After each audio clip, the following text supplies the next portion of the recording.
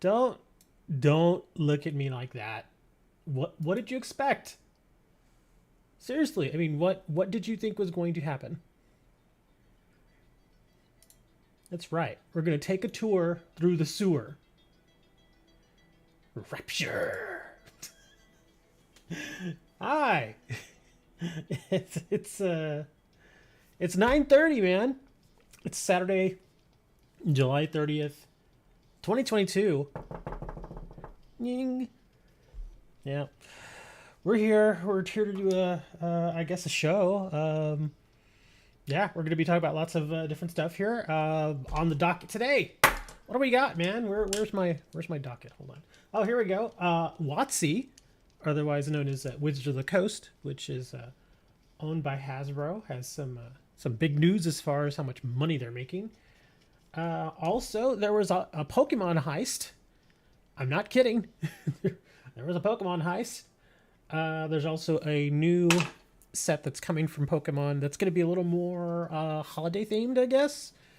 Don't know exactly how people are supposed to be getting these, but I'll have to keep my eye out and see what the deal is there. Also, new game has hit Steam. Digimon Survive. Yes, Digimon. Apparently, people had been waiting for this game for a very long time. It's now on Steam. There's a new structure deck from Yugioh as well. And a few other things that we're going to go ahead and cover. Because, that's what we do here. We cover news. Lots and lots of news. Yeah, as you probably see here, this is my website. Yeah, Arena Games, the boxes that Hammer sent me over, I was contacted by the owner of that place. And, well, not really contacted, more like just kind of commented. Because in one of the latest videos, there was an issue that I sort of had. Where I got a whole ton of Crimson Vow stuff. In fact, almost every one of the foil cards that I got was a Crimson Vow foil. And I mentioned that in the video. I don't know how many of y'all watched it. It's there. And strangely enough, it's actually getting more views than normal. But yeah, during the opening, at the end, I kind of started saying, man, that's a lot of Crimson Vow foils here. And so I counted them up. And between all the foils that I got, I think it was almost all Crimson Vow and Midnight Hunt. Hey, what's up? But yeah, it was all Crimson Vow and Midnight Hunt. I think there were like 2 Zendikar Rising foils. Like, seriously, like just 2 of them. But the rest were Midnight Hunt and Crimson Vow. Unfortunately, 2 of the more recent sets that just aren't very... just not sought after at all. Like, nobody wants Crimson Vow right now. Nobody. I can't sell Crimson Vow cards to save my life at this point. Midnight Hunt is down there too. Not as bad as Crimson Vow. But yeah, I can't get rid of the cards. The only other thing I could do is price them at like a penny, and then at that point I might as well just give them away, because it's like, what's the point of even trying to sell them if I'm getting a whole penny for them? It's going to cost me more in shipping and all that other stuff to send the darn card out. But yeah, he got back to me, or he commented, because he saw both of the videos. He saw the first one, which is fine. He saw the second one, and he was just like, oh, yeah, I'm sorry about that. They're supposed to be a little more varied. And he was saying that was probably one of the first boxes they threw together, where they had done like a bulk opening of a lot of Midnight Hunt and Crimson Vow collector's boxes. And in those collector boxes, almost every single card is a foil. So, yeah. He's saying that's probably where they came from, and he apologized. I'm like, it's no big deal. It happens. Kind of look at it similar to opening booster boxes, in the sense that, you can open like 5 booster boxes from one set. A couple of the booster boxes will be great, amazing. You'll get like amazing pulls. Then you'll have like 1 or 2 boxes that are just like, and then you'll have that one box that is just complete trash, where you don't get anything. So, yeah, that's kind of how it went. But it was a decent dude. I'm probably going to end up getting more stuff from him, though. I saw on his website Where is his website? I'm trying to remember what his website was. It was like, yeah, here it is. Let me see if I can bring this up here. Let's see. Where is this? There it is. Okay, come back over here. There we go. Yeah, this is the guy, Arena Games. He also sells other stuff besides cards. He does tabletop stuff, paint. He also does like Warhammer stuff.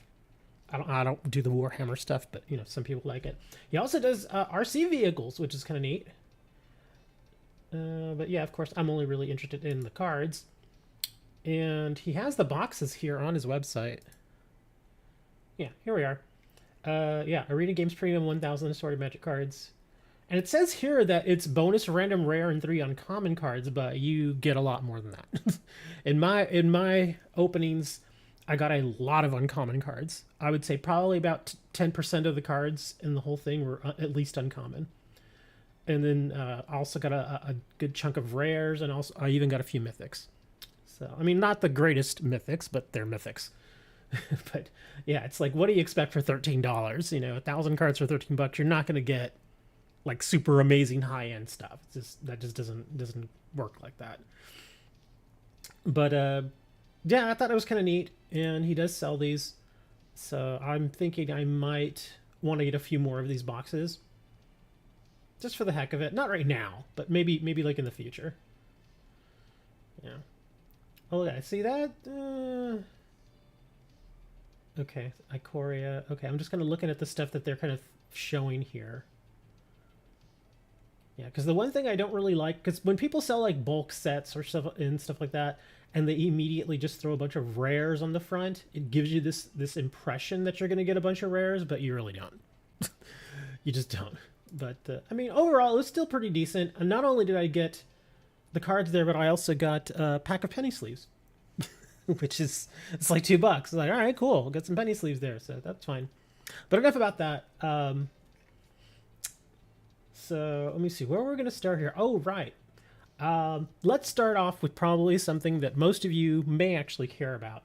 This is, no joke, an ad. Okay, get rid of the ad.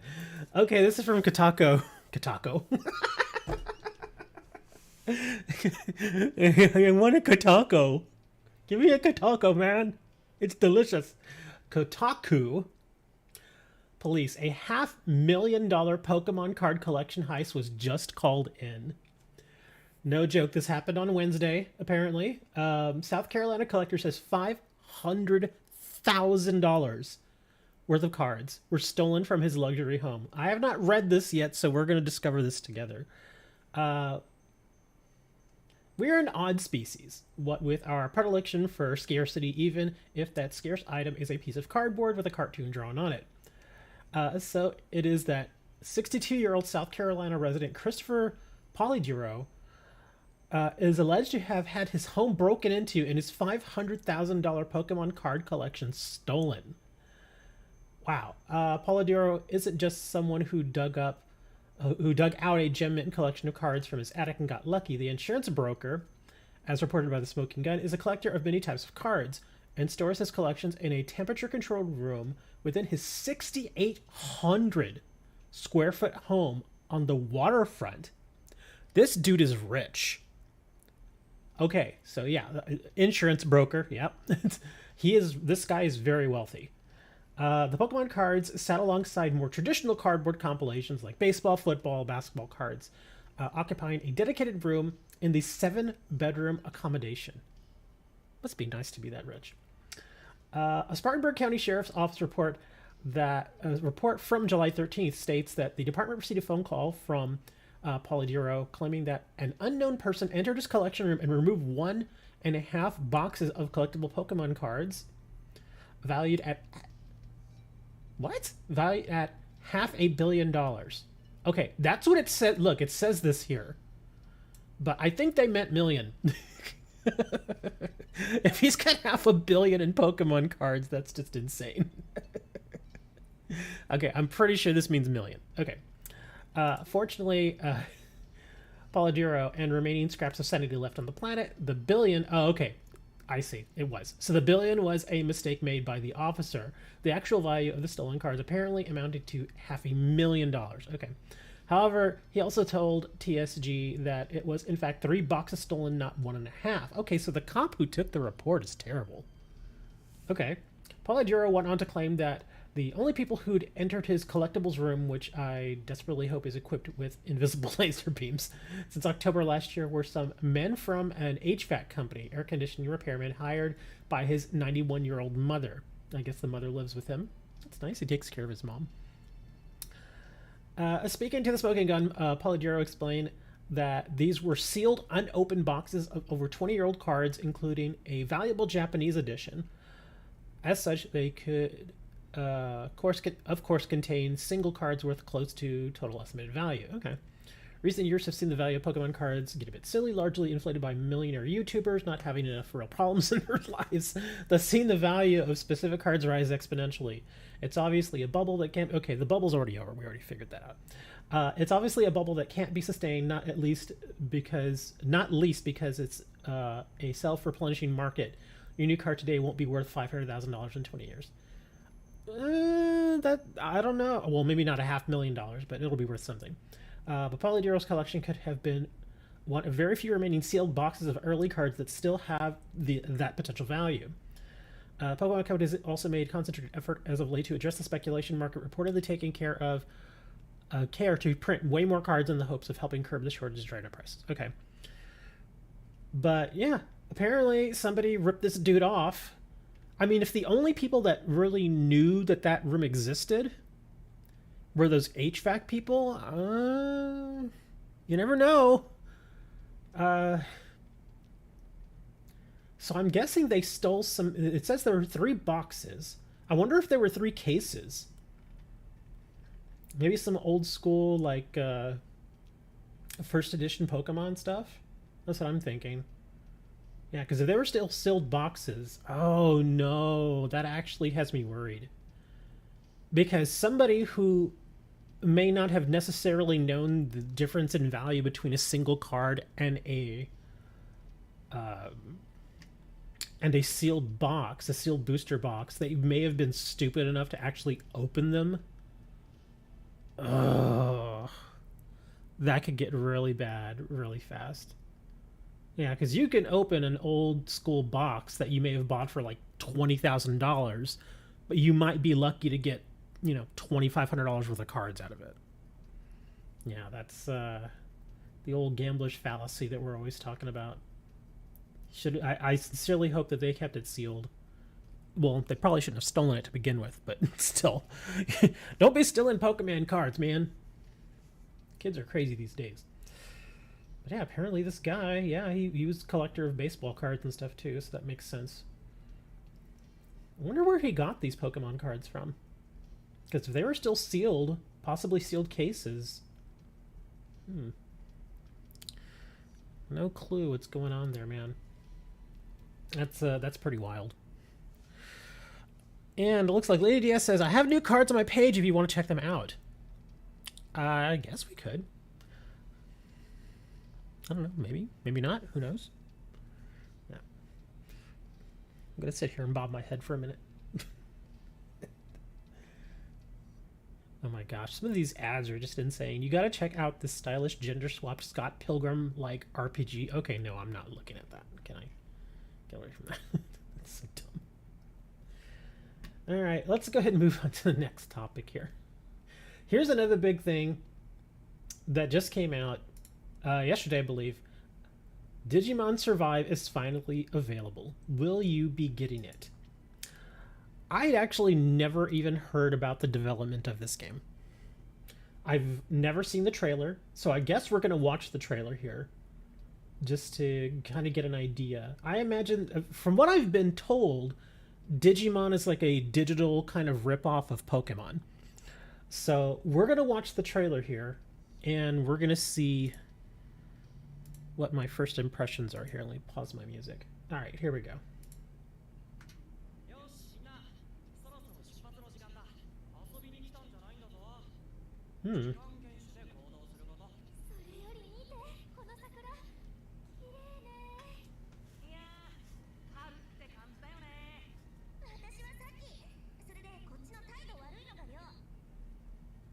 Hmm. Okay. What?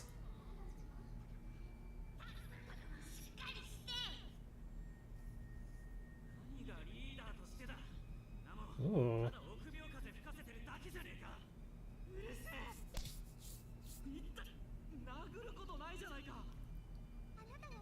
Okay.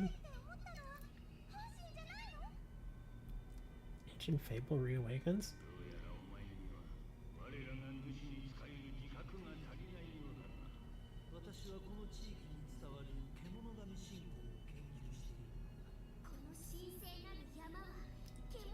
Hmm.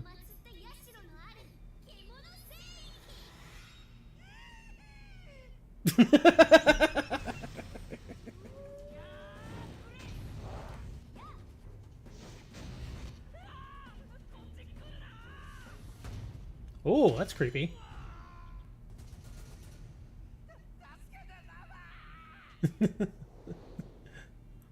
Okay. That's a bit weird. It looks it looks kind of like an RPG, one of those oh, what do they call them? Visual novels. In fact, hold on, do I still have my I don't think I can share these reviews, but let me see if I can find the reviews here that I saw earlier. Because one of them oh no, don't play that. There we go. Let's see. Digimon Survive. There was one particular wow. Okay. So there are actually quite a few reviews on this game already. 430. Oh, 445, so there's even been more now. Okay. Very positive. Not overwhelmingly positive though. I'm gonna look at the negative reviews just so we can kind of get an idea of what people are thinking on the bad side, because again, I'm not familiar with Digimon or any of that stuff. Like I said, the only thing I really know about it is that it's supposedly, like I said, a Pokemon ripoff. I don't know. Anyway, let me see what this guy says right here. This is from a person called Cynical over on Steam. To sum it up, the game is a total bore. Slow plotting dialogue, cliched Japanese character tropes you have seen a million times in anime. The game actually makes me sleepy playing it. There seems to be one singular sleepy music track. Hell, the music tempo doesn't change in battle. If you were expecting energetic tactic battles, Digimon, Digital Monsters, Digimon are the champions. Music, interesting energetic evolutions, or any English voice acting, you will be let down. If you want boring environments, boring dialogue, boring characters, boring tactical combat with zero difficulty, then this is the game for you.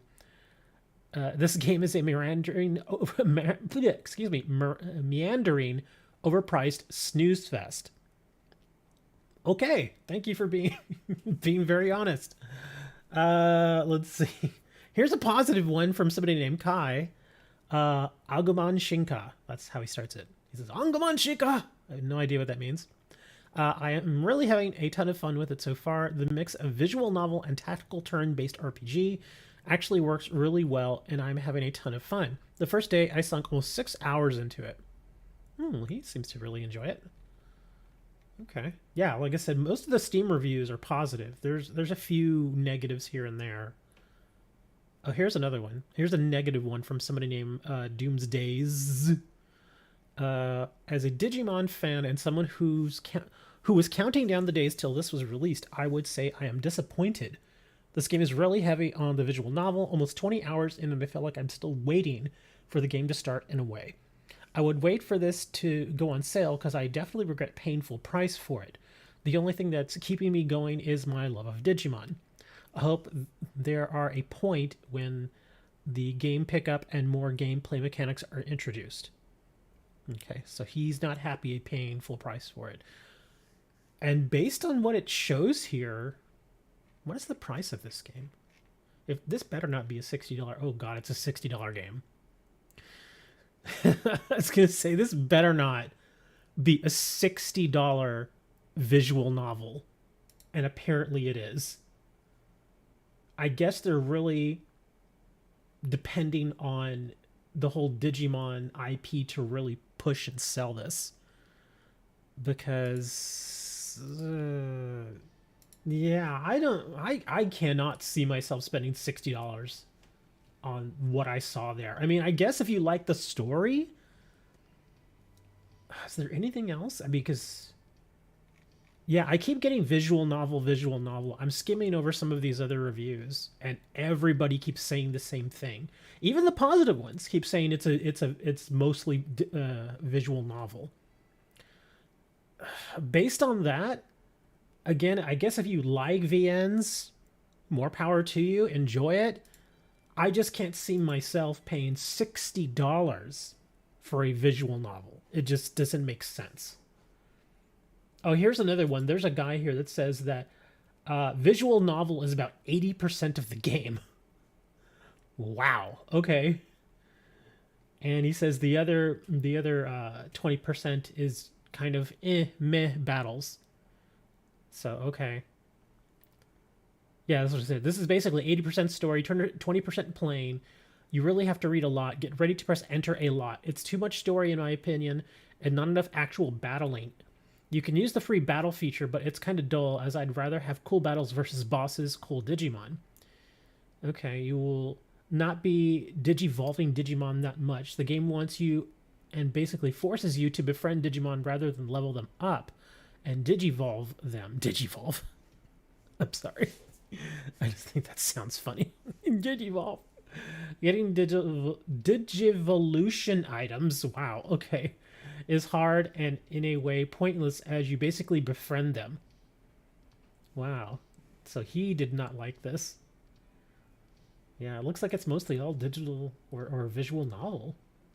Is this the same thing we just watched? Oh, it is. Okay, we're not going to watch that again. After a lengthy development cycle and multiple delays, the game has now been released across multiple systems, including Nintendo Switch. At this point in time, there doesn't really seem to be any reviews for the game online with a okay, this was probably done before. Okay. But what I'm getting here, with a lot of outlets only receiving codes now, that's actually a red flag to me. If your game is getting ready to come out and you don't provide people who are regular reviewers, like companies like Kotaku and GameSpot, that those kind of online review websites that people visit, usually they get the game or they get access to the game like a week in advance, so they have time to put in like 10, 15, maybe even 20 hours of gameplay so they can do a review on it. If a company does not give those codes to the news outlets a week before, like if they give it on the same day the game is actually released, that to me is a red flag. So I don't know. Our own Nintendo Live review is currently in the works, so expect to see that in the future. Will you be getting Digimon Survive on Nintendo Switch? Absolutely not. Given Nintendo's predilection for shutting down their storefronts, I would not advise getting a digital copy of the game. If you get the physical copy, great, but do not get a digital copy. Or if you do get it, don't get it on the Switch. Get it like on Steam or something. Because at least Steam, is going to be around, whereas Nintendo is, like I said, they're notorious for shutting down their storefronts. Like, you can't even get to their storefront for the Nintendo Wii anymore. And I think they're shutting down the Wii U store as well. So once the Switch cycles out, it's only a number of years until they get rid of everything there too. And it's like, oh, well, I bought all these digital games. What am I supposed to do now? Well, anyway, that's a whole different thing. Sorry. It's a whole different thing. Here's something a little more along the lines of what we're usually talking about. I mentioned this in Discord. Pokemon TCG 2 release Halloween booster bundles to hand out instead of candy. This is interesting. This is very, very interesting. The Pokemon Company has announced a booster bundle of trading cards for people to give out instead of candy on Halloween. As reported by GameSpot, the booster bundle comes with 40 mini packets of Pokemon cards, each including a Pumpkin Pikachu stamp and 3 trading cards. Given the booster name and trick, or trade tagline, the bundle is all Halloween themed, featuring Gengar on the front and a variety of other spooky Pokemon inside. Though the Pokemon Company hasn't said if these will be unique cards for this mini set or just reprints of previously released cards, it's so far confirmed that Gengar, Mimikyu, Poltegeist, Pumpkaboo, and Zubat will all feature. That actually looks really neat. The only thing I don't like is it looks like they come in like candy sacks, like those big candy sacks you see in the store, where it's like a big bulk lot of candy that you buy for like $10. That's what I'm a little worried about, because if they're shipped that way, then I can tell you right now, it's going to damage some of the cards. So for collectors and sellers, not so great. But obviously this is meant more towards the younger people who may not necessarily be all, super, crazy about conditions and stuff. They just want the cards to play around with them. But that still looks pretty neat. The pack will be available on September 1st. Wow, alongside the next full set, Lost Origin, and available from anywhere that sells Pokemon trading cards typically. It's not the first time people have broken the mold with Pokemon cards lately, as the last Pokemon Go set featured an amazing new hidden Ditto mechanic. Oh yes, I'm aware of that. A reality show based on the trading card game was also announced, and someone even entered an official Pokemon card tournament with a deck exclusively made of jumbo card. Oh, that story was hilarious. The jumbo card story was hilarious. If you didn't see that, oh my god, it was so good. Because I had actually made comments that, because I have a whole bunch of those jumbo cards, and I'm holding on to them because strangely enough, they actually do go up in value. And I had joked that I wanted to make a deck just out of the jumbo cards and actually enter a tournament and see what the deal was. It's pretty funny. But yeah, Trick or Treat booster. Yeah, boo. I'm sorry, I keep saying boo. Booster bundle. I'm very interested in seeing what cards are actually going to be in this set. I don't think TCG Player has listed this yet. I'm going to look real quick, because I usually get access to at least the names of the forthcoming sets. Let me see. Boundaries crossed. No. Would it just... I don't think it's called Booster Bundle, is it? Is it just Booster Bundle? Go back over here. Oh, Trick or Trade is probably what it's called. Let me double check here. See anything under Trick or Trade? No. Okay, so it's not listed here yet. Yep, not seeing it. That's too bad. But should be interesting. I hope we can get like a card list pretty quick. Again, I don't expect any of these to have like any like hardcore, like super incredible value cards. But this is one of those products that it's so... It's a specialty product, and it's so niche that it's only going to come out once. It's not going to be one of those things that they may reprint the exact same thing next year. It may be like a whole different set or something. But it's going to have a very limited print run. So the cards in it, just because they're part of the set, will see an increase in value. So definitely want to try to get at least a couple of these. I wonder how much. Let me see. There's 40 mini packs of 3 cards each. So that's, 120 cards?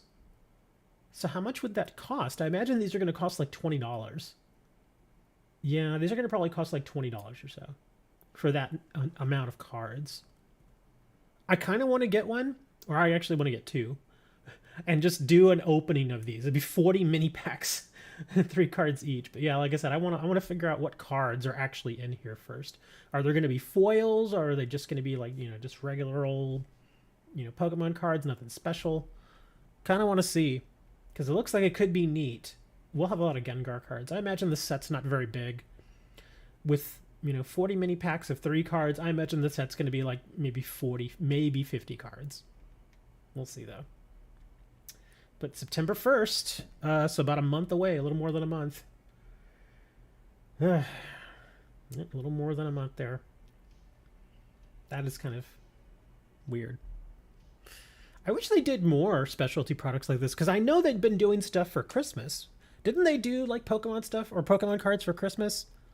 I know Yu-Gi-Oh did sort of Christmas themed stuff. They used to have that advent calendar. They didn't do it last year though.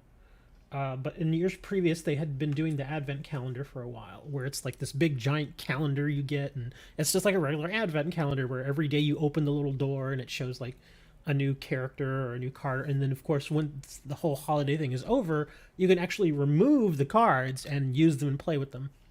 And I thought that was pretty neat. So I wonder if they'll ever do anything like that, like an advent calendar. That'd be an interesting idea. Now we can move on to the more boring stuff. Oops. Allow. Sure. Wow, lots of ads on this page. Jeez. Who is this from?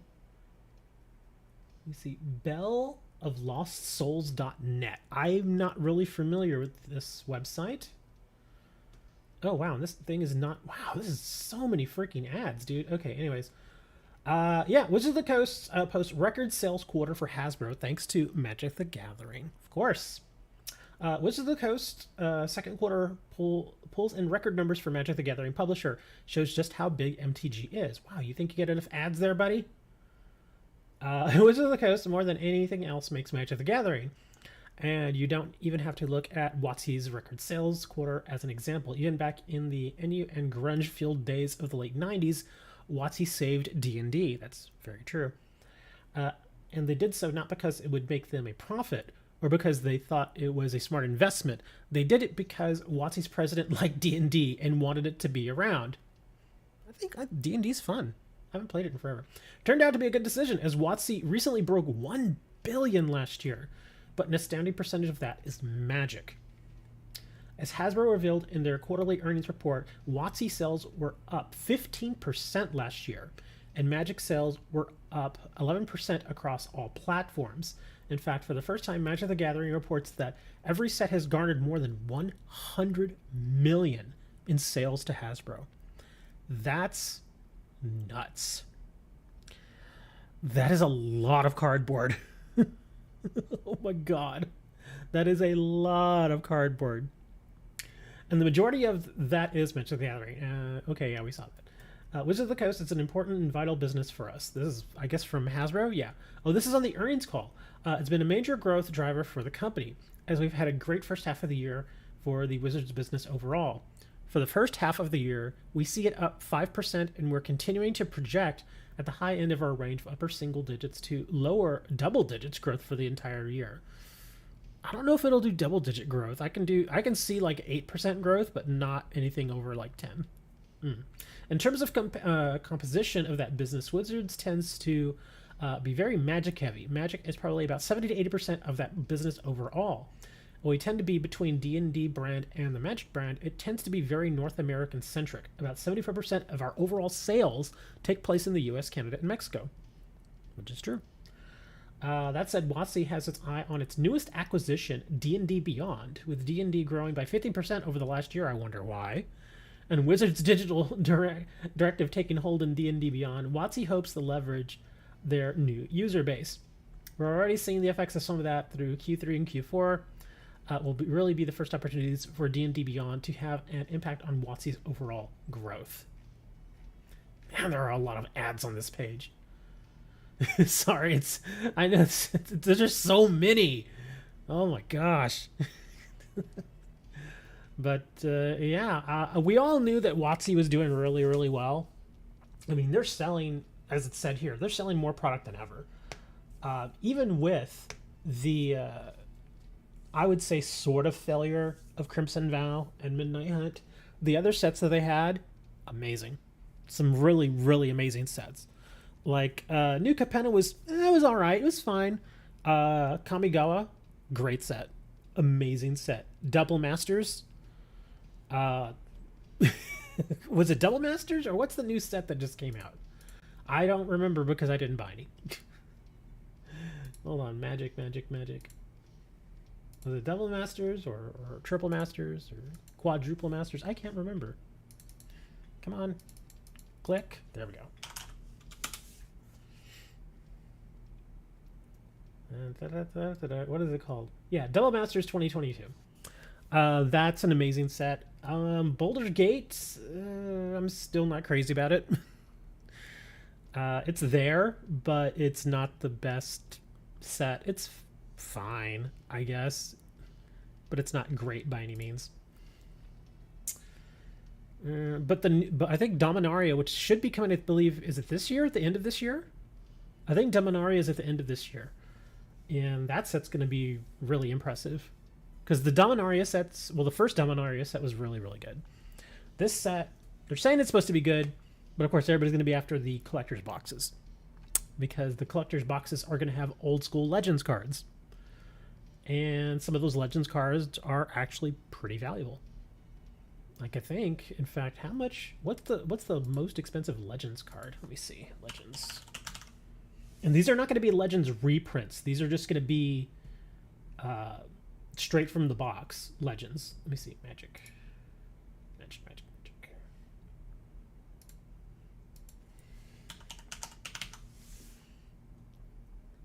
Legends, no, come on, just give me the Legends set. Here we go. Not Commander Legends. Here, I'm just going to do a broad search here.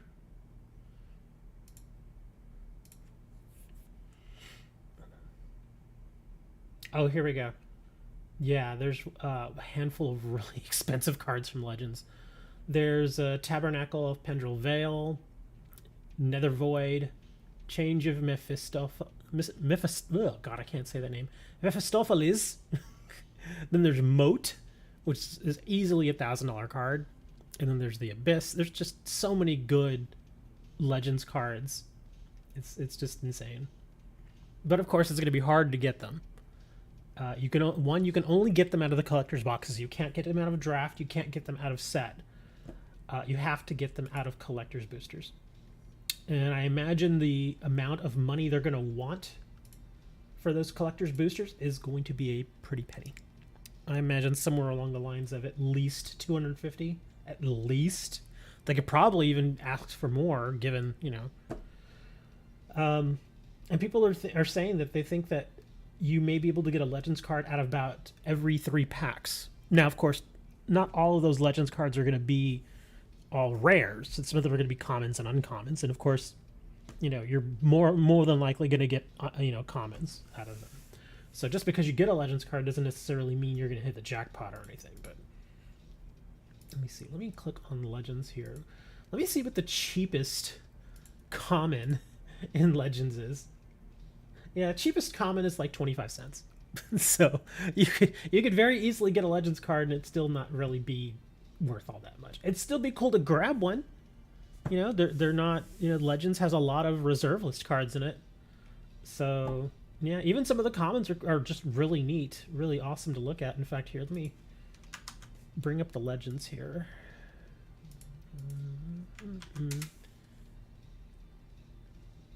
There we are. Yeah, these are all the commons. Oh, that's by relevance. Let's go low to high.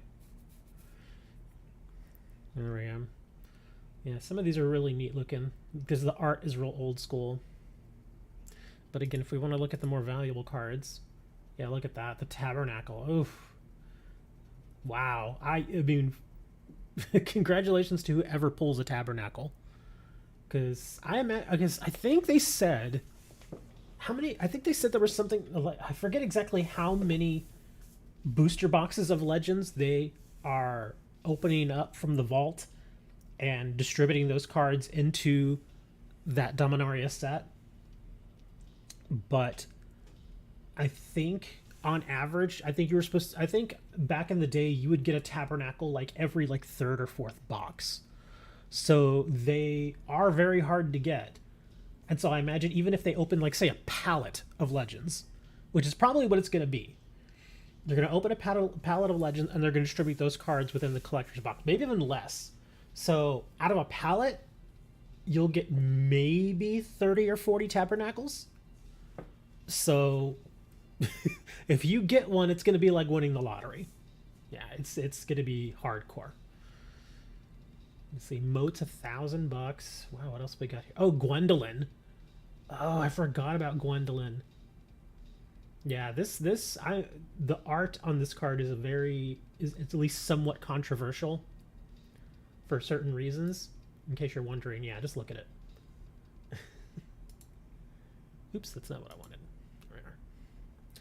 But yeah, Gwendolyn de Courcy. Remember her. Yeah, she's worth quite a bit of money. Yeah, a lot of the rares, like I said, in this set are they just have great value. Even some of the lesser rares are worth like $100, $80. Imagine opening one booster pack and getting like an $80 or $90 Legends card. I wouldn't complain. I'd be like, oh, that's cool. I'll take it. Even some of the uncommons are pretty good too. Look at Underworld Dreams. Look at this. This is the art on this is it's so plain Jane. It's just awesome. But of course, a lot of these cards are seeing price increases as soon as the news came out that Legends cards were going to be placed into the collector's boosters. A lot of people were like, ooh, buy the Legends cards, buy the Legends cards. Because again, these are not reprints. These are the actual old school Legends cards. These are not reprints. So, yeah, it's going to be very, very interesting. Greed, Recall. What is this? Storm World. Yeah, some of these are amazing. Anyway, yeah, that's going to be nuts. I don't see myself shelling out $250, $300 for a Dominaria United collector's box. I imagine.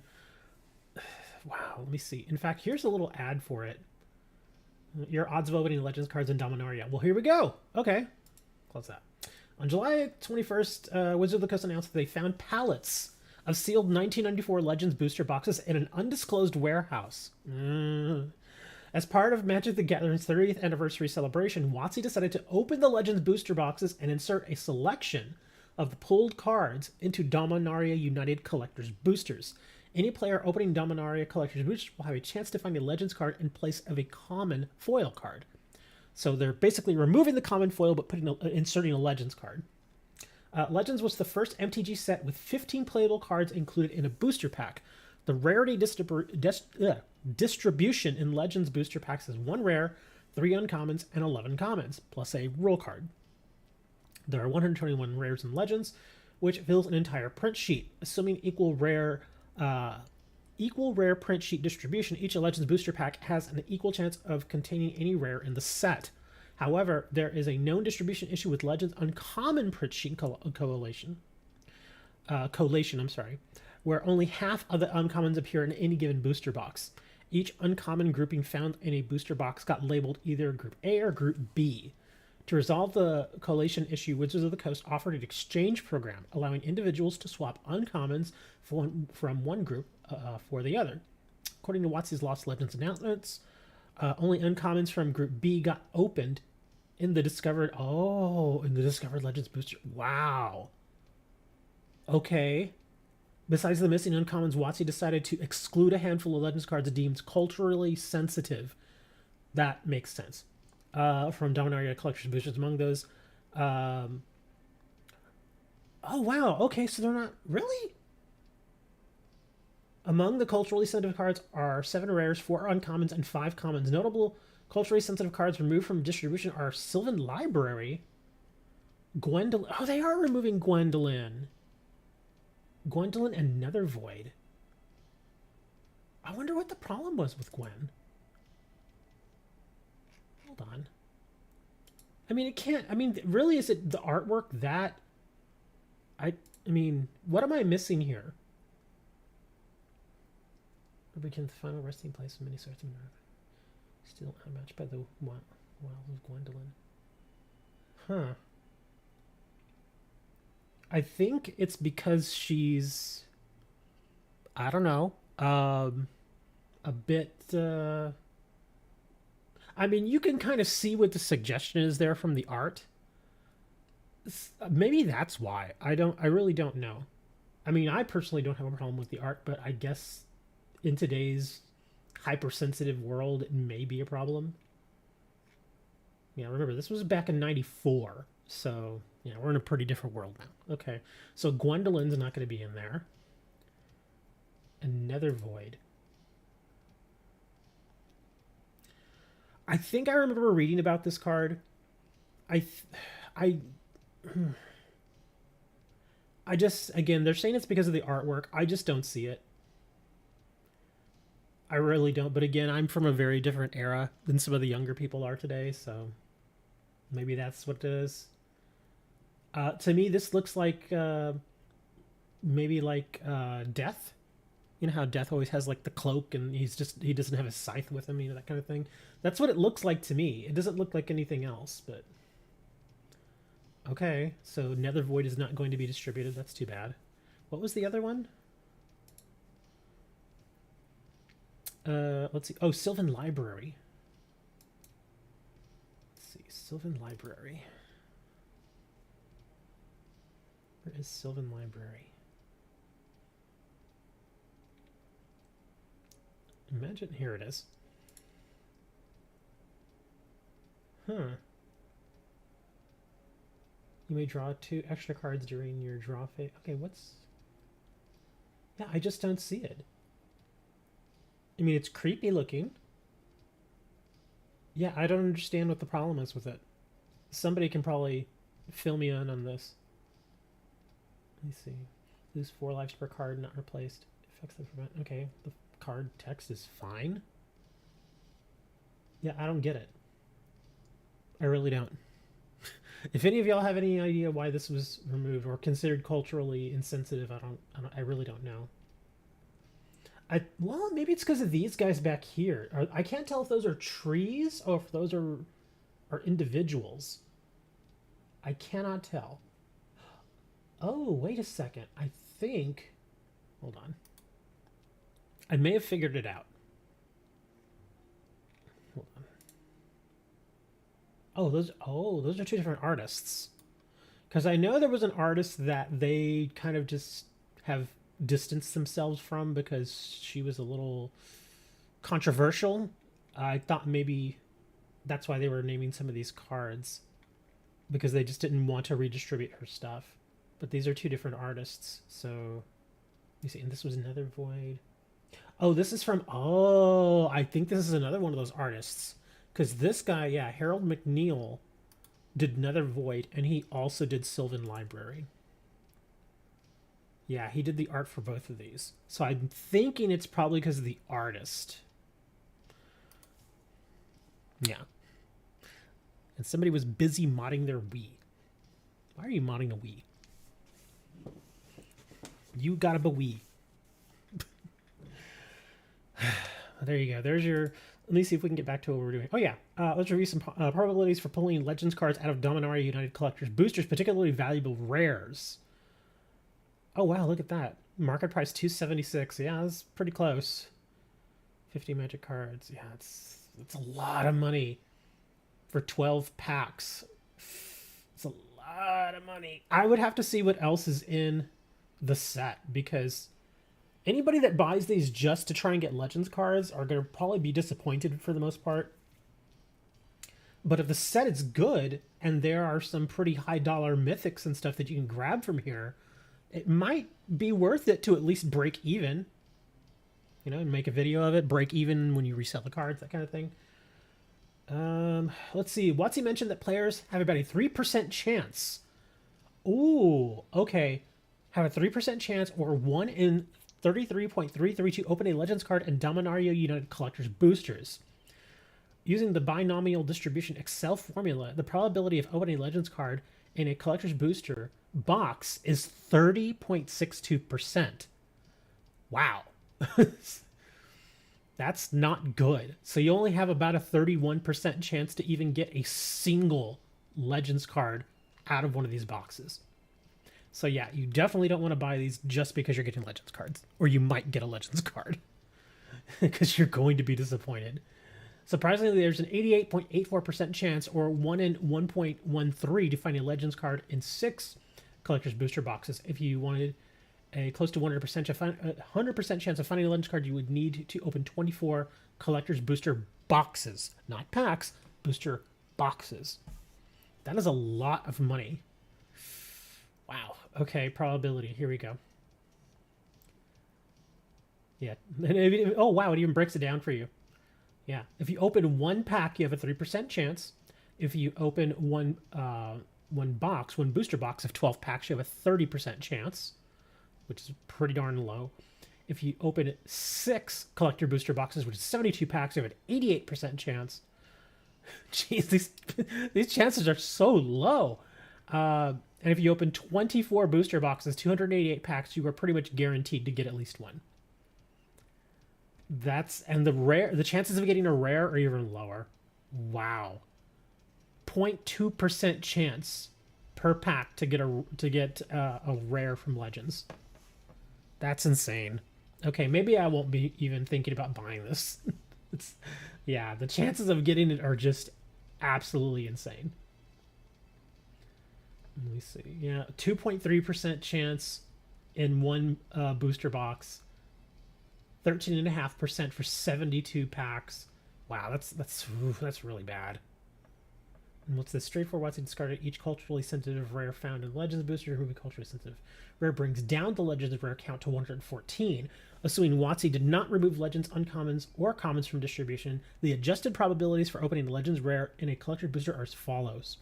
Okay, yeah, they're pretty. Oof. This is harsh. And your odds of opening a specific rare are just absolutely just astronomically low. To pull a specific rare, look at this probability: 0% chance if you open just a single collector's pack. You have a 0.02% chance if you open a whole box. Wow, even if you do 24 booster boxes, 288 packs, 0.47%, so not even 0.5%. At least this guy went through and broke all this down, because this is nuts. Wow. Just don't even... If you wanted the booster boxes just for the regular set, great. If you happen to get a Legends card, congratulations. But yeah, do not open these for any other reason than just the set. Because, yeah. Because to pull even... Again... Can you imagine the handful of people that pull Tabernacle? That's going to be insane. Like I said, there's only going to be probably like 40 or 50 copies of Tabernacle that are pushed into circulation. So it's not going to bring the price of the card down at all. Wow. That's absolutely nuts. Absolutely 100% nuts. Why not mod the Wii? I can play all the Wii games I want with backups. Yeah, you could. Got to be careful not to talk too much about modding in Nintendo, though. Because they'll, hey, why are y'all talking about modding? You can't do that. I'll stick the lawyers on you. Oh, Nintendo, you're silly. Nintendo is just such a silly, silly goose. Speaking of silly gooses, or geeses, or mises... Hey, look at that. Structure deck, Dark World. Set size 45 cards. This is from Yugioh, yeah. It's a structure deck. Comes out, let me see, official launch date is the 2nd of December, so it's still a little while to go. Good 5 months to go here. $12 MSRP. Darkness returns this winter with a brand new structure deck, Dark World. Grapha Dragon Lord of Dark World first debuted in the game shaking structure deck Gates of the Underworld, and its return is now nigh. Structure deck Dark World brings this notorious thing back to the human world with a slew of new features. Here's just some which you can expect. Rainbow Overlord of Dark World has received a promotion. Oh, the new form of Rainbow, level 8 monster with 3,000 attack, can special summon itself from the graveyard, simply by returning a level 7 or lower Dark World monster from your field to your hand. That's still a little difficult. If it is discarded to the graveyard, you can add a level 5 or higher Dark World monster from your deck to your hand. If it was your opponent who forced you to discard it, watch out. I imagine it comes back on its own, because that's what all the Dark World cards do. Rainbow isn't the only one who's been waiting for this day for over a decade. The Great Dragon Lord Grapha has a brand new form as well. The new Grapha is a fusion monster summoned using Grapha Dragon Lord of Dark World and any other dark monster. You can summon it with a new spell card that lets you fusion summon by discarding cards, triggering the effects of any Dark World monsters used, as well as other powerful dark monsters like the Danger monsters. While this new fusion monster is on the field, you can hijack an opponent's normal spell, trap card, or monster effect, turning it into a discard effect that unleashes your Dark World monster's true power. Wow. This could get interesting. New structure deck is playable right out of the box. Dark World Army awaits you. So 5 ultra rares, 3 super rares, 37 commons, 1 double-sided deluxe game mat, which is just a big piece of paper. But this could be interesting. I think I might get a couple of these. I mean, with every new structure deck that comes out, I always get at least a couple of them now and just break them up after doing a video. And then just break them up and sell the singles. I don't know if any of these will actually be that valuable. I don't know if this would actually make Dark World playable. Yeah, because Dark World has not been playable for a long time. So, not exactly sure if this would do it. I don't know. I guess you can hope. I mean, there will still be people who will try Dark World. In fact, when I saw that this was coming out, I still have a lot of Dark World cards that I have not listed on my store. And I actually have some right here on my desk. Like I have Silva. I have several copies of Silva, Warlord of Dark World. And a handful of other Dark World cards that I have not listed yet. When I saw that this was coming out, I was like, well, I want to see a deck list first. Because whatever Dark World cards are not in this deck, which I don't think are going to be very many, the older printings will then see a little spike in value. So may want to wait on that. I have to see exactly what the actual deck list is. I'm pretty sure I can probably dig around online and probably find it. But yeah, that's an interesting little set, or structure deck, I should say. Another one of these that I was looking at here is the Legend of Crystal Beasts. Look at that. That's colorful. This one's 46 cards. Oh wow, this one's actually got a lower MSRP. Okay, this one's only $10.99 per box. The other was $12. Okay, and this one launches on September 30th. Yeah, this is just basically all the Crystal Beasts and a few new extra cards. What's this one? 5 ultras, 1 super, 40 commons, 3 tokens, and various rarities. Oh, okay. And 1 double-sided deluxe game mat, of course. It's actually kind of neat. Fans who are unfamiliar with the Crystal Beasts and Rainbow Dragon can learn the basics with the Speed Duel GX Duel Academy box in preparation for the release of this structure deck. Yeah, I'd known about this one, but again, I want to see a deck list. I really wish they would provide deck lists here instead of making us wait. There's the Albaz. Oh, speaking of other stuff, still can't wait for this tin. This tin is going to be insane. Look at this. Oh my god. Just the cards in this set are just nuts. Look at some of the reprints here. It'll also include 7 new cards as well as all-time great cards from the past years, like Ghost Ogre and Snow Rabbit, Ash Blossom and Joyous Spring, Lightning Storm, Nibiru, the Primal Being, Forbidden Droplet, Red Eyes Dark Dragoon. That is some insane stuff right there. The thing here, though, is that... Hold on, I gotta read this again, because I think I remember seeing here that it's not guaranteed that you get those. You see, 3 minutes. Celebrate the 10th year performances. This year's mega set will also include new artwork for 3 classic monsters. It'll also include... Oh, okay, so you pull these out of the packs. Okay, okay. So each one will contain 3 extra large mega packs, 1 prismatic rare, 2 ultras. Okay, so they're in the packs. You're not guaranteed. Yeah, you're not guaranteed them. But they are reprinting some really, really good cards. So yeah, I imagine this is going to sell really well simply because there's so much good stuff in it. Even though they're going to be hard to pull any particular one. But yeah, this is basically what you're getting. 3 secret rares, 6 ultras, 6 supers, 3 rares, and 36 commons. Weird that the rares are actually more rare than the super rares. Or the ultra rares. But that's going to be pretty amazing tin. Oh wow, they raised the MSRP. Yeah, that is more expensive than they've been in the past. They've been $20 for a long time, but I guess that's inflation for you. $22 now. I'm not going to pay that much for them, but for anybody buying retail, yeah, that's unfortunate. I got to pay 22 bucks. But that is going to be an interesting tin. I'll probably get a couple of these when they come out, do openings. But yeah, this tin is going to be pretty awesome. What was the? Oh yeah, the new booster packs. Look at this. Look how far in the future they're going. Power of Elements isn't even out yet. Tactical Masters, Darkwing Blast, and Battle of Legends Crystal Revenge. This is going to coincide with the release of the... Actually, wait, this is later.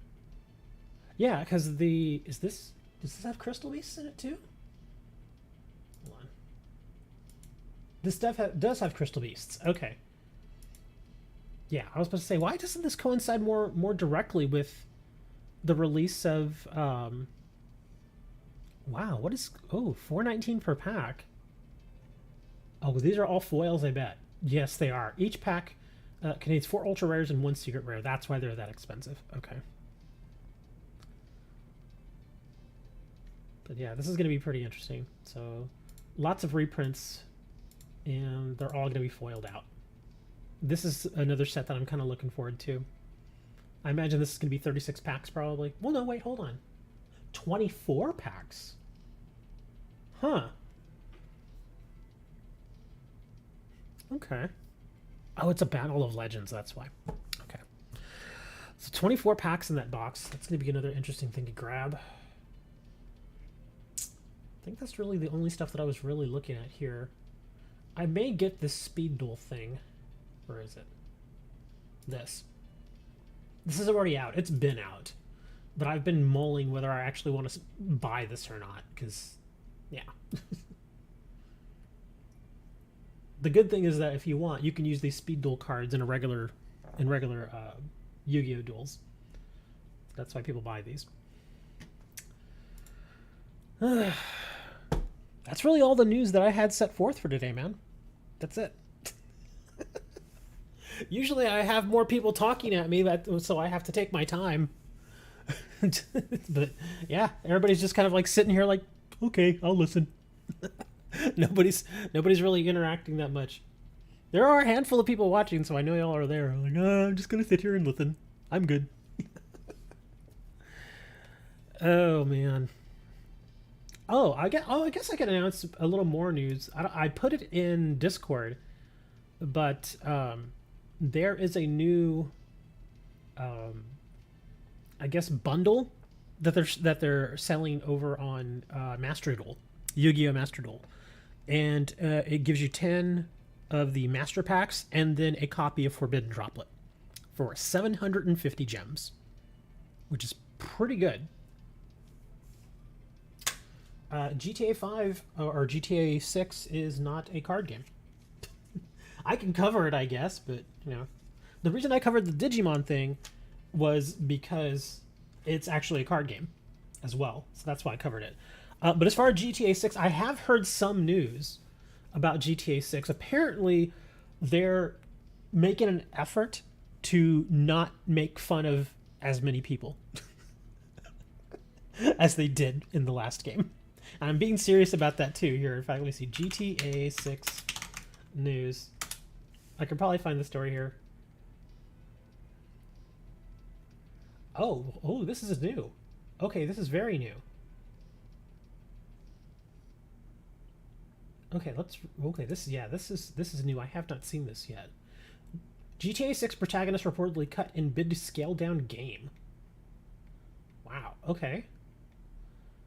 Following the news that GTA 6 protagonist will be a dynamic duo reminiscent of Bonnie and Clyde, a brief new report surfaced that said there used to be even more heroes in the crime game, or anti-heroes depending on your perspective. Axios' Steven Titillo followed up on Bloomberg's initial report and said his sources previously told him Rockstar planned on having 4 GTA 6 protagonists. The original plan was reportedly also to include 3 cities. Bloomberg's report said GTA 6 will take place in 1 city at launch, Miami, with future updates adding more locations after release. Okay, so it looks like they're scaling the game down. Okay. Totila said the team scaled GTA 6 down to help streamline development. That actually makes sense, which would seem to check out with previous rumors of troubled production and purported project resets. And it still leaves room for additional playable characters in the future releases or future updates, depending on how much of Rockstar's original story remains intact for those later content drops. Just one city might seem like a downgrade compared to the earlier goal, but there are some indications GTA 6's Miami could be rather more exciting than it sounds. Recent developments in Grand Theft Auto Online have ties, however, tenuous GTA Vice City to GTA Vice City as both opening with warnings of dangerous tropical weather approaching. Okay. That's funny. Having two protagonists, on the other hand, is frankly a much more enticing prospect than four or more. GTA 5's three protagonists and disparate stories were good, true, but focusing on just two heroes with a connected plot means more chances for stronger character development and a plot that's different from what GTA normally comes out with. I actually kind of agree with that. Whatever the case, we'll have to wait quite a while before finding out for sure. The Bloomberg report, which Totila corroborated, said GTA 6 will likely won't release until 2024. Okay, so we still got a little while to go. Yeah, so don't get your hopes up quite yet, buddy. So they've scaled down the game. I'd actually heard that they were planning to, at least from my understanding, is that Vice City, which is Miami, Vice City was supposed to be the main place that GTA 6 was going to take place in. I thought that they would have little excursions off to other smaller areas, but I didn't think those other areas were going to be like whole cities. So this isn't really like a game breaker for me, really. Let me see what is this? GTA 6 isn't, quote, going woke. It'll be as immoral as ever. Okay. What is the deal here? There are two kinds of people in the world. Those are people that read an article about GTA 6 and think, oh, that's interesting and probably quite good. And there are people that read the same article and immediately go online to complain about GTA going woke and inevitably going broke as a result. And over the last few days, the internet has been full of the second kind. I have actually seen some of those. According to the article, which was published by Bloomberg a few days ago, GTA developer Rockstar Games has tried to clean up its corporate culture a little bit. That means it decided not to go ahead with the GTA Online Cops and Crooks mode in the aftermath of the death of George Floyd, one of many black men killed by police officers. It removes some childless transphobic jokes from GTA 5, and it does not want to punch down on marginalized groups in GTA 6. As if that wasn't enough to enrage the online anti-woke warriors, GTA 6 will also feature a playable protagonist who isn't a white guy. The hero or anti-hero this time out will be a Latina woman. Okay, that's fine. You can imagine the response, to which I'd say, have any of these average people actually played a GTA game? Apparently not. The idea that GTA is going woke is laughable. GTA is not going woke. No way. It's just not going to happen. No way. The game that started with the criminals as the heroes and became even more immoral and violent as it progressed. The whole point of GTA is to satirize and skewer the American dream. That is 100% true. To say that the world is so broken and awful that the only way to rise to the top is to be the baddest, most brutal, most ruthless human possible. Just because Rockstar isn't going to punch down on marginalized groups doesn't mean the GTA 6 is going to be nice. It's still GTA with all the intels. That's very true. Yeah, I didn't think that they were gonna. Yeah, they weren't gonna give up on the whole hardcore violence kind of thing. They weren't gonna do that. But I can see why they would want to take out certain things that just really don't need to be there, like the transphobic jokes. You can get away with not doing that. It's fine. So little things like that, you can just, I know that there was, I think it was a mission in San Andreas, GTA San Andreas, where you would have to go and kill a certain gang, and they were all Haitians. And I know back in the day, people were pretty upset about that, because they're like, oh, we're specifically targeting Haitians and that kind of thing. And I can kind of see why that's a little weird, a little disturbing. So I think it's the way that they went about it now. Oh God, close. The way that they're going about it now, especially in GTA 5 and probably doing it in GTA 6, is they're probably going to just keep with the gang names. They're not going to just say, "Oh, go and take care of the Haitians," or "Go and take care of the Mexicans," because that seems like you're targeting one particular minority. So they're probably just going to stick with like gang names, that sort of thing, because you can't really say a particular gang is necessarily one particular group of people. You know what I mean? But yeah, people are always doing this whole going woke, going broke thing. It's so stupid. It's one of the stupidest things I've ever seen. Hey, Gaming Wayne. Let's see. This is... Oh, come on. This can't be real. Some gamers are really upset about GTA 6 having a female protagonist. Why? I think this is BS. I really do. Oh, hold on. Look at this. GTA 6 is going to go woke. They'll also... Oh my god, shut up, Laverne. This woman is abhorrent. I can't stand that woman. She's so stupid. Sorry. Anyways, recent reports of GTA 6 female protagonist has had an interesting response, to say the least. There are those who are simply looking forward to the game and want to see how it all plays out. On the other hand, are real gamers, quote unquote, who are upset that Rockstar is going woke and about to go broke, or whatever the cool kids say. And the idea of a female protagonist is such a hardcore crime game that's strictly meant for the most masculine of all males is just unacceptable.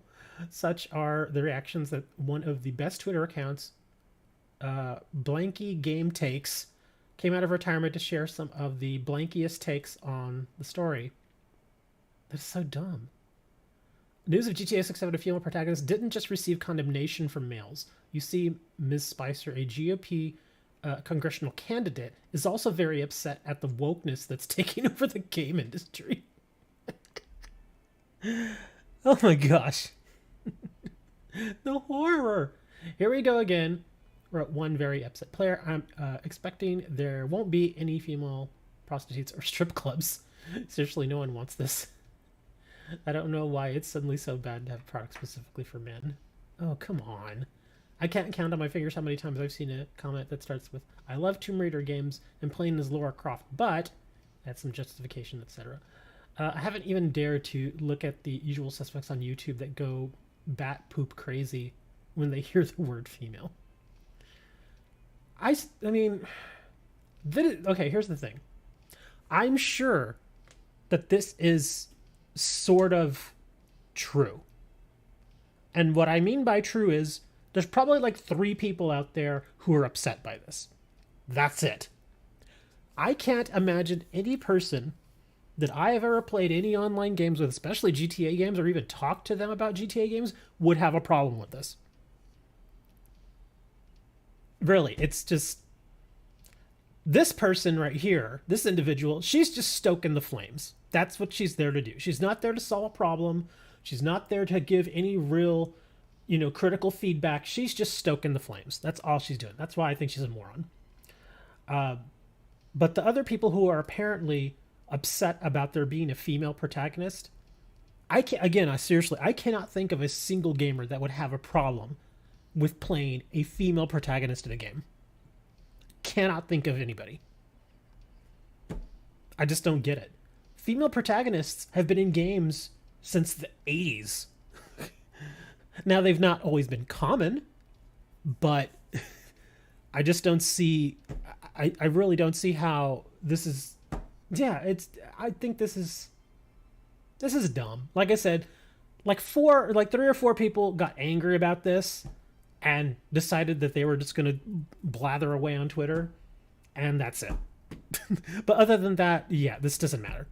There are plenty of games out there that have female protagonists, or at least the option to play as a female protagonist. Plenty of games. And I'm not talking like tiny little indie games. I'm talking like major AAA releases. Like the most recent ones that I've played. I mean, heck, all the Mass Effect games that I've played, all of them. The Legendary Edition and Mass Effect Andromeda. You could choose to play as a female character.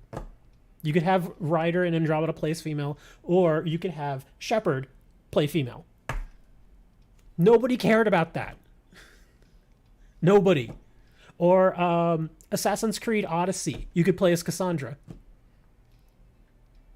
In Resident Evil, you played as a female. Well, yeah, that's one of the characters. Again, that's actually a great example, though, because I know what you're talking about. Like Jill Valentine from the Resident Evil series. Jill Valentine, you could play as her in some of the games. You could play as Ada Wong in some of the games. Nobody cared. Nobody cared that they were women. They just wanted to play the game. It's just so dumb.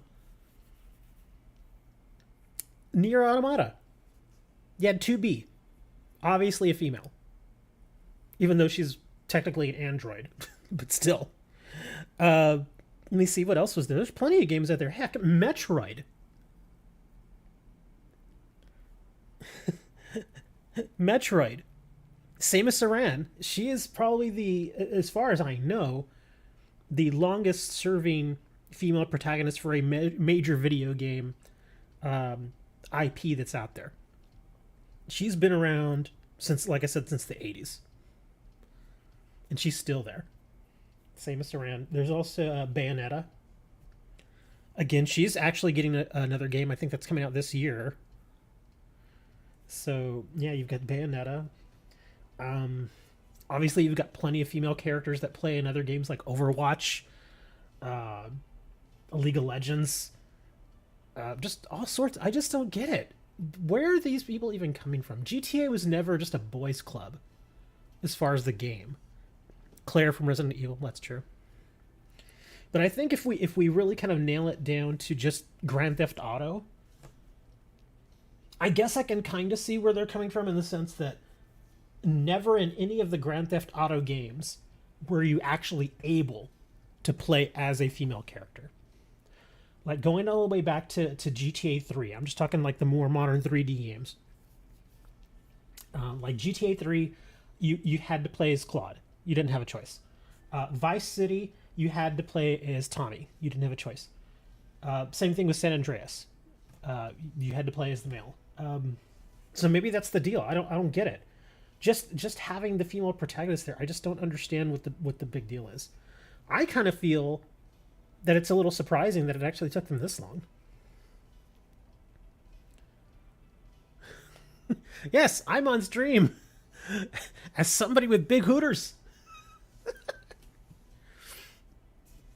But yeah, like I said, it's like 3 people getting pissed, and it's Twitter.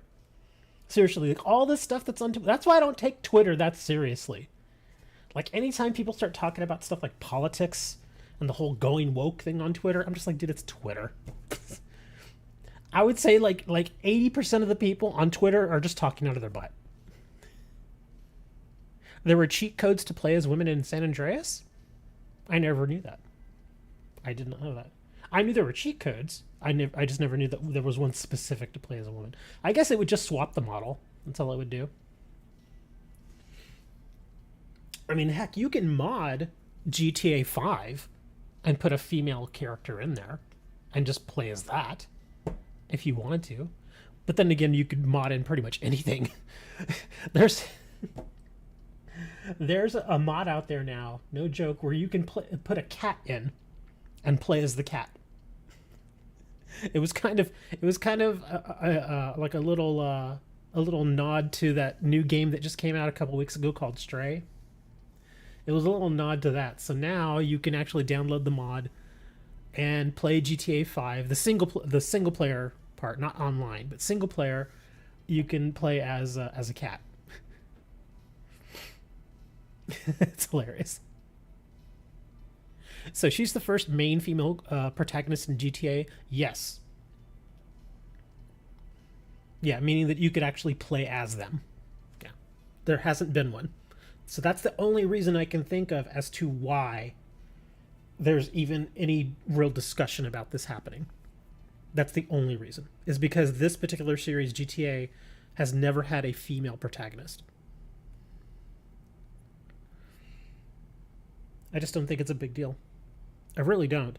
I guess I don't know. I mean, and what I mean by I don't think it's a big deal is that to me, that sort of stuff is just, normal. Having various,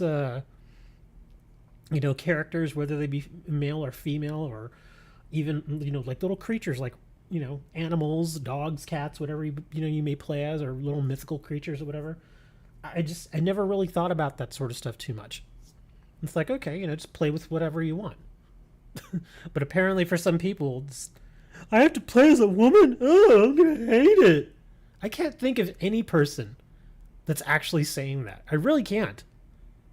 I'm sure, like I said, I'm sure there's some jackass out there that probably thinks that.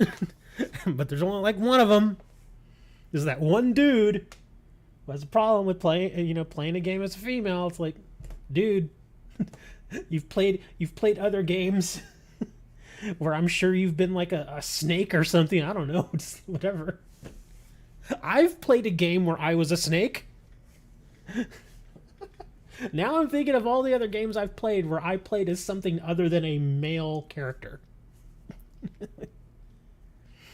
Men willingly play as women? Yes, they do. Heck, Star Trek Online, which I've been playing for years now, off and on for years. My main characters on that game are female.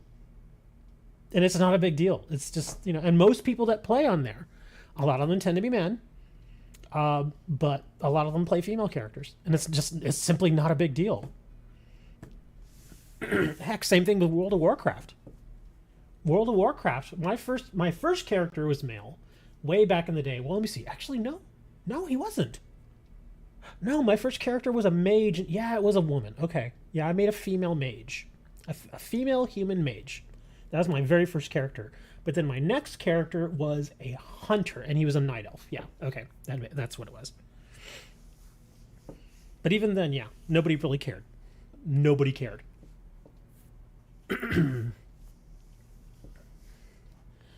Brew! People are dorks. People are real dorks sometimes.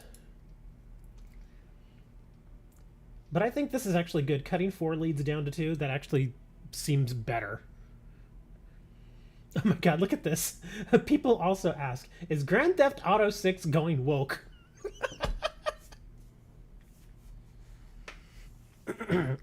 You seen Powerpuff Girls' older powerful sister Bliss? I know who the Powerpuff Girls are. I've never watched the show or anything. Yeah, I don't know. Never watched the show. So I have no idea what that means.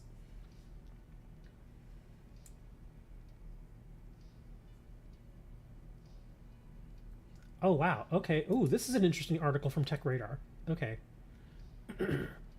GTA 6 is currently in development. Okay, there was some other stuff in here I wanted to see. Hold on.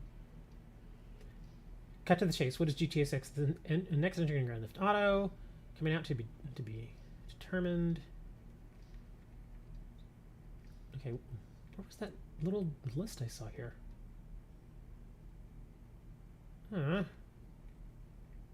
I guess I could listen to this. I don't want to just listen to this thing. But I saw Eva Mendes. I saw the name Eva Mendes. And I don't know if you know who she is, but she is a movie star. And she is Latina. So I'm thinking that might actually be who's playing the Latina character. And that actually has me thinking, though. Because Eva Mendes is in her 40s. So is the character... Are they going to kind of keep it in line with her age? Or is the character going to be younger? I wonder how that's going to play out. When is Pokemon TCG... What? I don't know what you're talking about, dude. What is this Pokemon stuff? You gotta go! Alright, see you later, Hammer. Yeah, Gog, I have no idea what you're talking about. What are you talking about, Pokemon? What's this Pokemon stuff?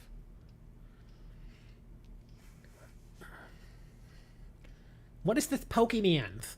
I don't understand what that is. News on Dragon Ball Z Super, the movie. I have no idea. When I looked for TCG news on Dragon Ball, there wasn't any.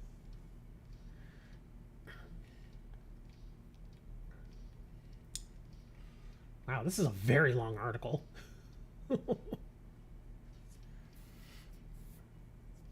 Movie's already out in Japan. Oh, is it? What is it called again? Dragon Ball Z Super, the movie? I can look that up.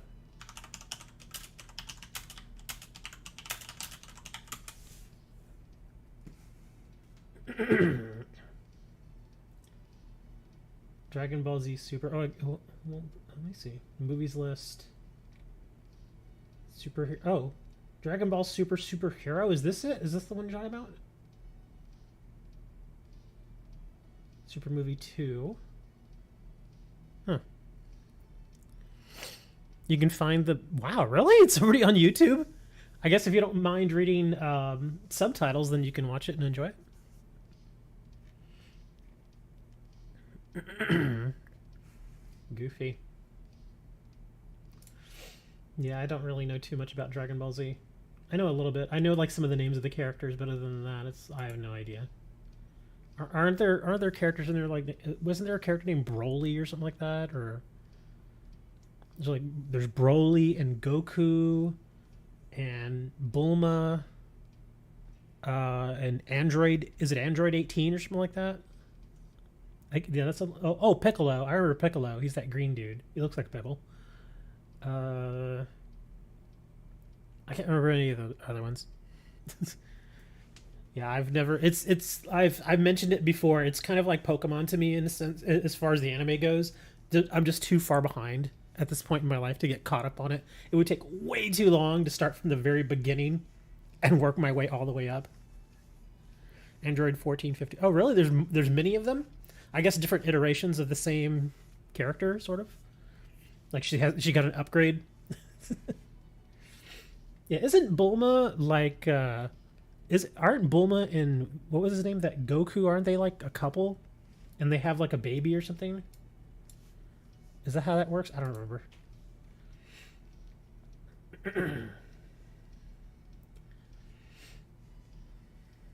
You think different?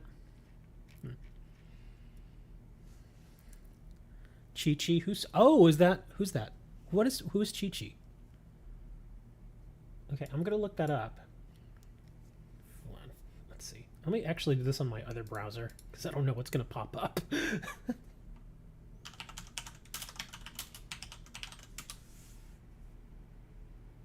Oh, okay. So Goku and Chi-Chi are a couple. Okay, gotcha. Okay. Who the hell is Bulma then? Yeah, who is Bulma? Why? Who is she? Is she like a sibling or a cousin or something?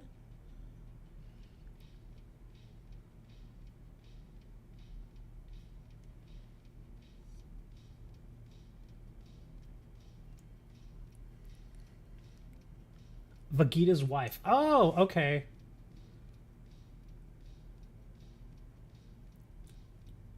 So, yeah, I actually never heard of Chi-Chi. Yeah, see that again. This shows how little I know about this. I'd never heard of Chi-Chi. Yeah, like some of these other ones I've heard of, like Goku, Vegeta, Gohan, Android 18, Trunks. I've heard of. Had never heard of Chi-Chi. Yeah, never heard of her. Because now I have a list of all the character names here, or most of them at least. Dragon Ball Z Super characters. Goku, Samasu, Vegeta, Gohan, Trunks, Beerus. Oh, the cat dude. I never knew what his name was. Beerus. Wiz, Goten, Gogeta, Majin Buu, Piccolo, Bulma. Oh, Krillin. I remember that name, Krillin. Videl, never heard of her. Master Roshi. Oh, isn't Master Roshi that pervert?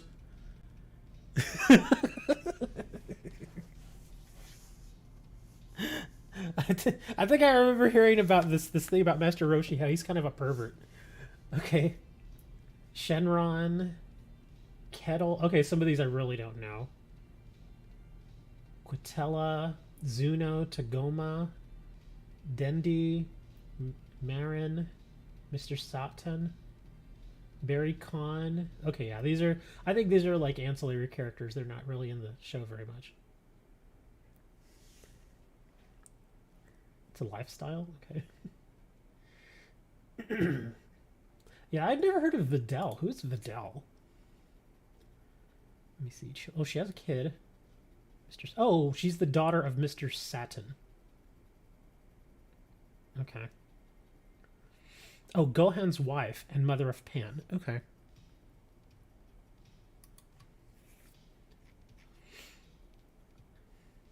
Very weird. I still have no clue after these people are.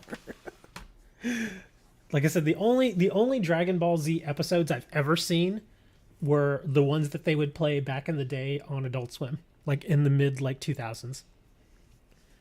Because every now and then in the mid 2000s, I would just put something on just to have it in the background. Or I know that back then they were also doing reruns of Family Guy, and they would do like an hour of reruns of Family Guy.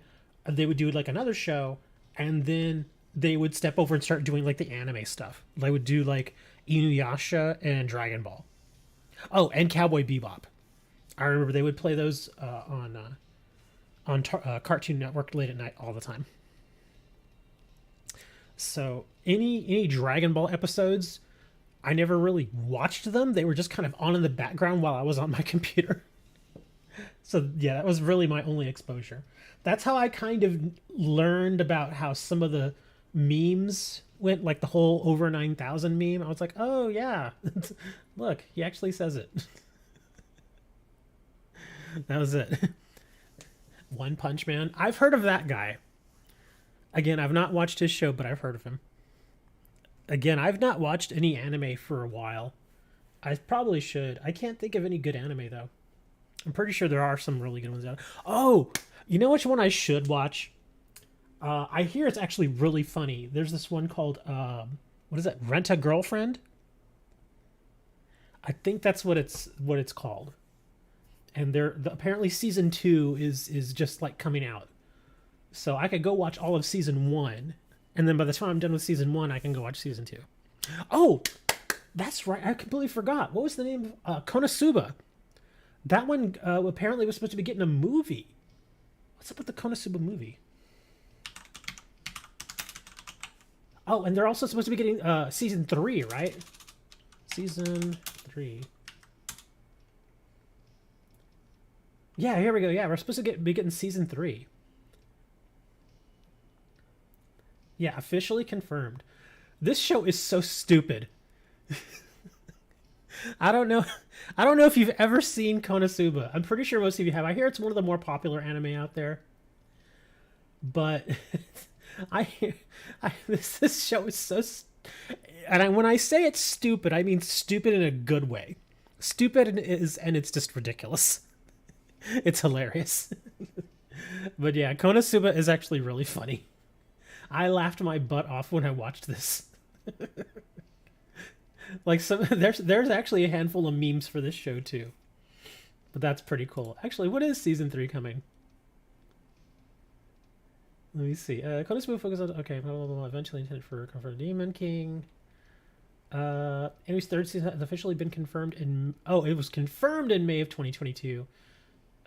Got all these we could find. Okay, I don't want any spoilers. Let me see. Release date. Okay, so it was revealed on the 18th of 2021. But when is it actually premiering? So sometime this year is basically what it's saying. Unless Studio Dean has been covertly working on a surprise release, Konosuba Season 3 will most certainly premiere in 2022, so sometime this year. And maybe even later in the project as a feature film. Seasons 1 and 2 premiered in Japan, etc. Okay.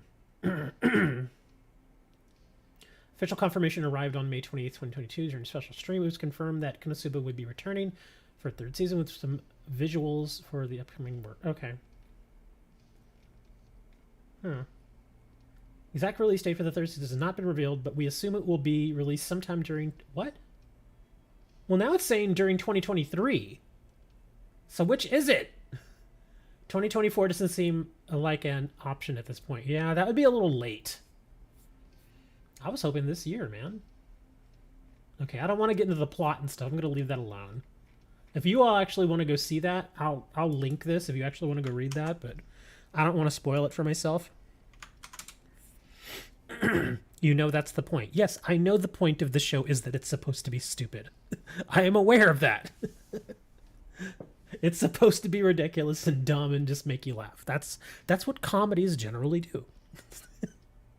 Do I watch Naruto? No, I don't. I've heard of Naruto. I knew some people that watched Naruto, but I've never watched it myself. I know they do that stuff with the hands The weird finger things, the finger guns. Yeah, really. Naruto. Yeah, I've heard of it. The only thing I really remember about him is there's an episode apparently where he's like trying to he's doing something with a log, like he's like on a log or something, and he bends over and he farts. And people are standing right behind him when he breaks wind, and they're like, ah. That's all I remember.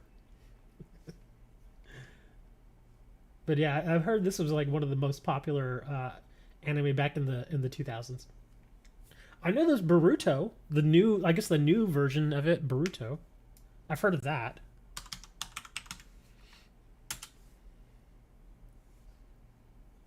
Yeah, Boruto. And I know there was that one, I forget her name. What was the name of that little character? I can't remember her name. Hold on, it's probably here.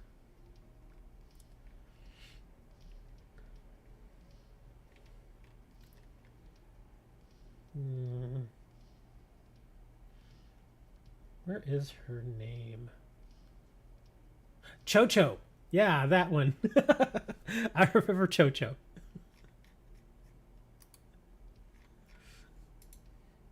Oh, it's Boruto with an O. Okay. And then, what is it? Chocho? Yeah. I actually think she's kind of cool. I like Chocho. I would click on images, but I don't want to accidentally see something that would be bad.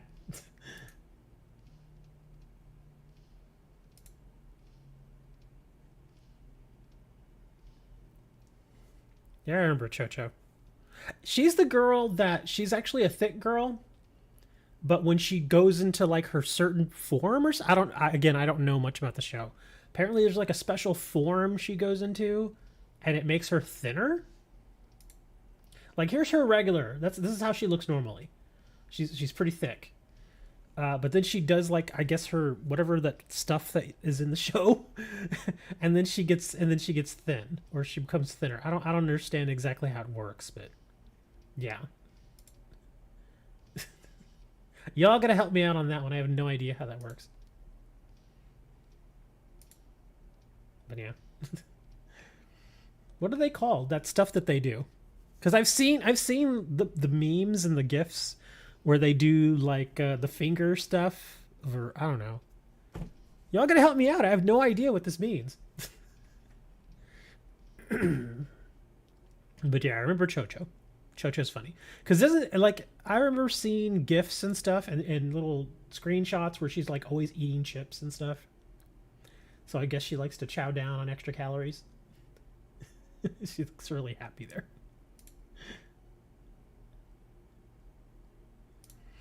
There you go. That's actually a good picture of her right there. And then you get this one here too. See, I don't get it. I have to kind of research that. What is the different forms? Hold on, go back. Church. Oh my gosh. Okay, there's some weird artwork here. Gotta go back. Oh, here we can read about a Chocho. Let me see what this says.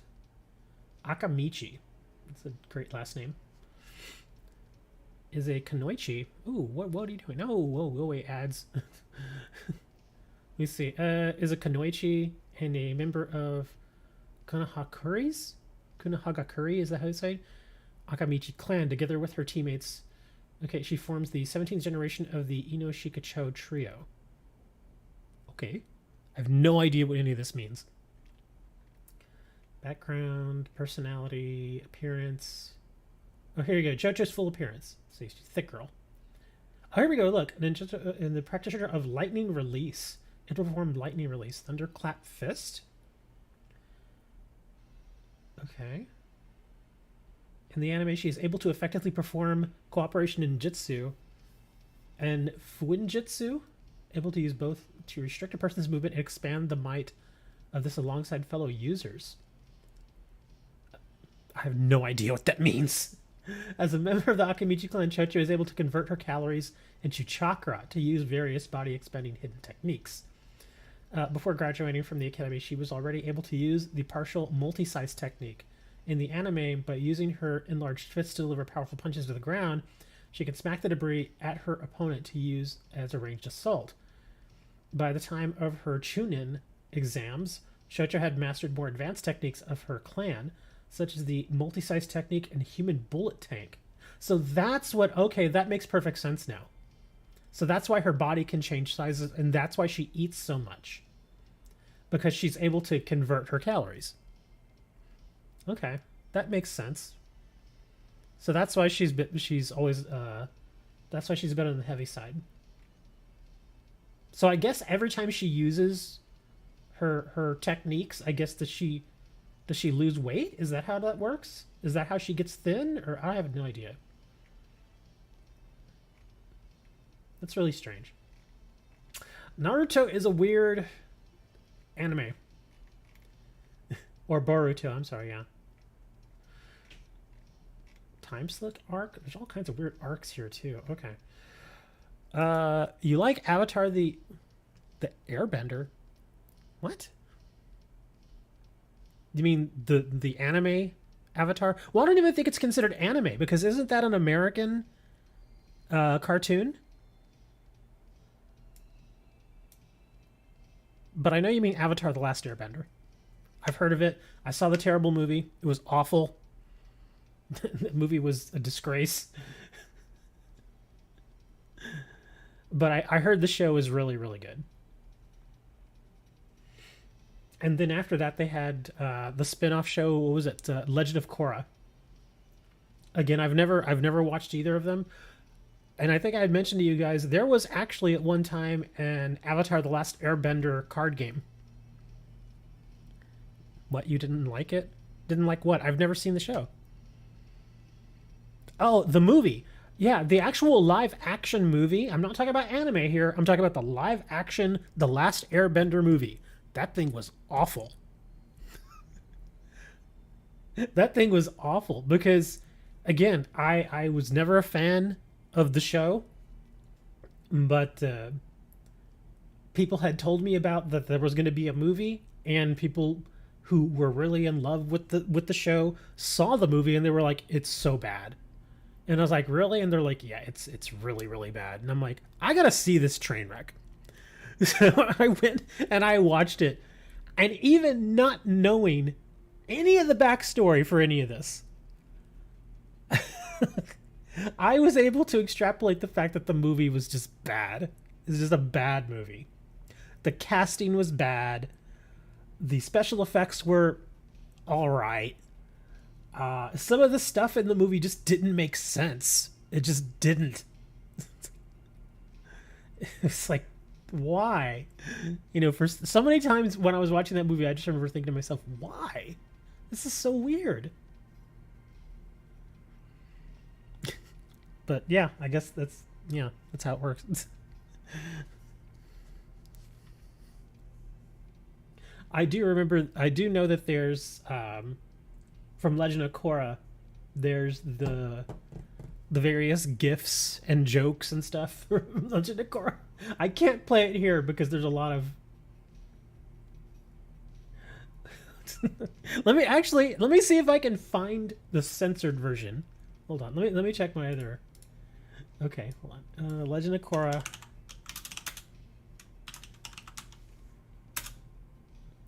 What was it called? What is the name of that character? I can't remember the name of the character. Because there's one particular character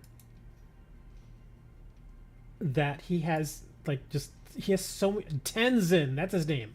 Okay, Legend of Korra character, Tenzin.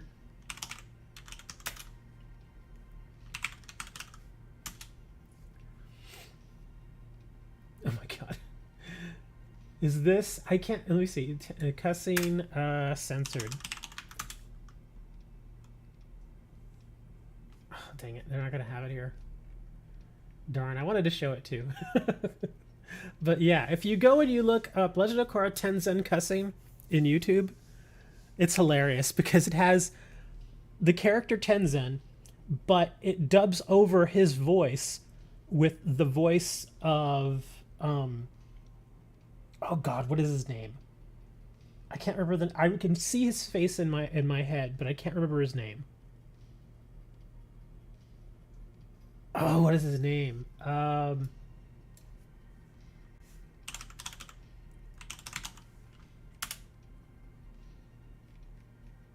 J.K. Simmons. That's his name. I had to type something in to remember it. J.K. Simmons. He was in a movie. Oh, what was the name of the movie now? I can't remember the name of the movie. He won an Academy Award for it. Whiplash, which was about drumming and stuff. And he was absolutely insane in that movie. So anyways, to get back to it, they take the voice of J.K. Simmons from the movie Whiplash and dub it over Tenzin as he speaks to Korra. Or as he speaks to other characters too. It's absolutely hilarious. It's a ton of cussing. Stuff that I can't really play here without getting flagged. But it's hilarious. It's really, really funny. In fact, if you want, I'll actually look it up and I'll post it in Discord. Let's see if I can. Oh, that's a Daily Motion. No. Okay, I guess we're gonna have to do Daily Motion. There we go. I'll put this over in. Yeah. There you go. So if you actually want to go watch it, it's there. Seriously, especially if you've watched Legend of Korra, I hear it's even funnier if you've actually watched the Legend of Korra show. I didn't even have to watch Legend of Korra to know that it was hilarious, but I hear it's even funnier now. But you know what it's time for? It's time for me to go away because I've been on for too long.